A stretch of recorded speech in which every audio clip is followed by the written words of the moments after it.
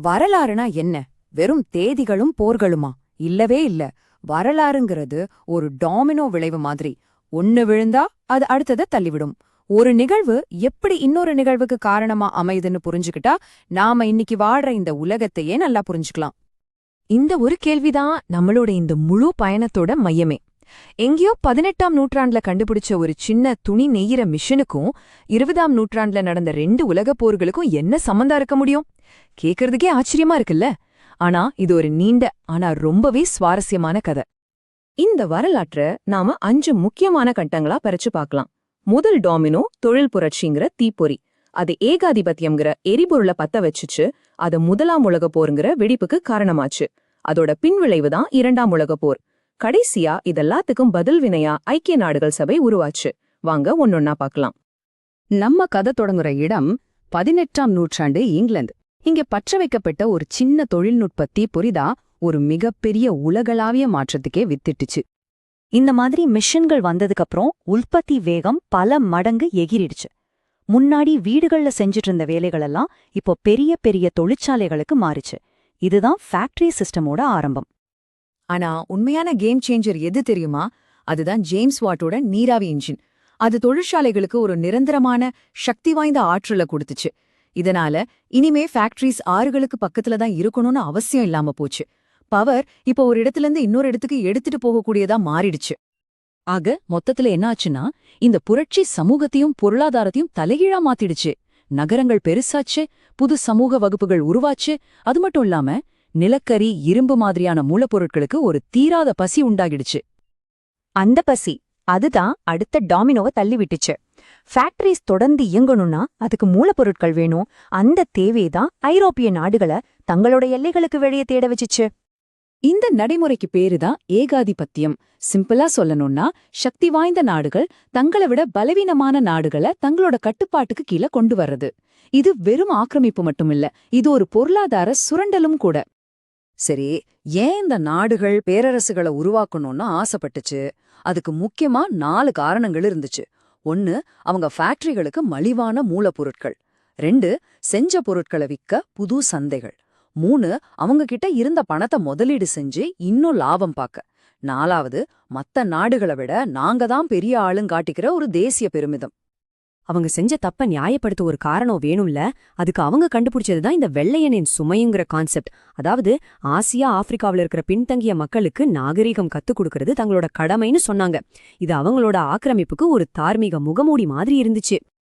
இந்த காலனிகளுக்கான போட்டி ரொம்ப அதிகமாக ஒரு பெரிய மோதல் வர்றது கிட்டத்தட்ட உறுதியாயிடுச்சு. ஐரோப்பிய நாடுகள் ஒண்ணு சந்தேகத்தோடையும் எதிரிகளாகவும் பார்க்க ஆரம்பிச்சாங்க. 20ஆம் நூற்றாண்டு தொடக்கத்துல ஐரோப்பா எப்படி இருந்துச்சுன்னா 2 பெரிய ஆயுதம் ஏந்தின டீமா பிரிஞ்சு நின்னுட்டு இருந்துச்சு. ஒரு பக்கம் ஜெர்மனி, ஆஸ்திரியா, ஹங்கேரி, இட்டாலி. இன்னொரு பக்கம் பிரிட்டன், பிரான்ஸ், ரஷ்யா. ஒரு சின்ன பொறி போதும் மொத்த ஐரோப்பாவும் பத்திக்குங்கிற நிலைமை. அந்த பொறி 1914ல விழுந்துச்சு. ஆஸ்திரிய இளவரசர் கொல்லப்பட்டதும் அந்த கூட்டணி சிஸ்டம் ஆக்டிவேட் ஆயிடுச்சு.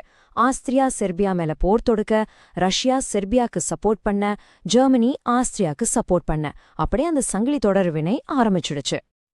இதுதான் முதலாம் உலகப் போரோட மதிப்பிடப்பட்ட நிதி செலவு. இந்த நம்பர் அது ஏற்படுத்தின பயங்கரமான பொருளாதார அழிவுக்கு ஒரு சின்ன உதாரணம்தான். கோடிக்கணக்கான உயிர்கள் போச்சு. பல நாடுகளோட பொருளாதாரம் மொத்தமா சரிஞ்சிடுச்சு. போர் முடிஞ்சது, ஆனா அது விட்டுட்டு போன பிரச்சனைகள் முடியல. சொல்லப்போனா முதல் உலகப் போரோட முடிவுதான் 2வது உலகப் போருக்கான விதைகளை தூவிட்டு போச்சு. அது எப்படின்னு பார்க்கலாம் வாங்க. போருக்கப்புறம் ஜெயிச்ச நாடுகள் எல்லாம் சேர்ந்து வெர்சாய்ஸ்ல ஒரு ஒப்பந்தம் போட்டாங்க.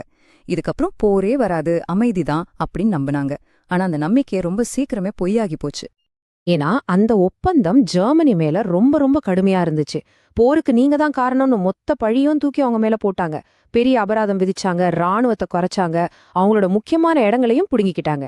இது ஜெர்மன் மக்கள் மத்தியில ஒரு பெரிய கோவத்தையும் அவமானத்தையும் உண்டாக்கிச்சு.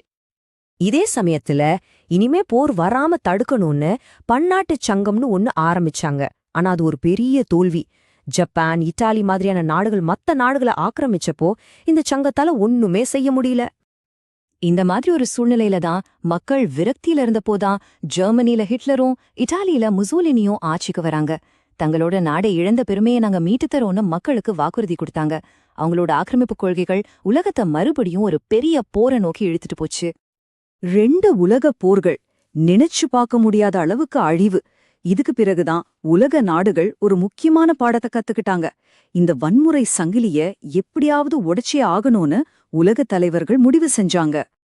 2வது உலகப் போரோட சாம்பல்ல இருந்து ஒரு புது எண்ணம் பிறந்துச்சு. இனிமே இப்படி ஒரு பேரழிவு நடக்கவே கூடாதுன்னு எல்லாருமே உறுதியா இருந்தாங்க. அதன் விளைவுதான் ஐக்கிய நாடுகள் சபை, அதாவது UNO.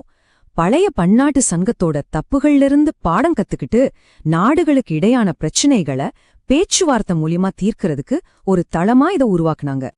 பாத்தீங்களா, ஒரு சின்ன துணி நெய்யிற மிஷின்ல ஆரம்பிச்சு ஐக்கிய நாடுகள் சபை வரைக்கும் நாம ஒரு பெரிய பயணத்தை பார்த்துட்டோம். ஒரு சின்ன கண்டுபிடிப்புக்கு உலகத்தையே மாத்துற சக்தி இருக்குன்னு இது காட்டுது. இன்னைக்கு நம்ம கிட்ட ஆர்டிஃபிஷியல் இன்டெலிஜென்ஸ், கிளைமேட் சேஞ்சுன்னு புது புது சக்திகள் உருவாகிட்டு இருக்கு. இப்போ கேள்வி என்னன்னா, இந்த சங்கிலியோட அடுத்த கண்ணி எதுவா இருக்கும்?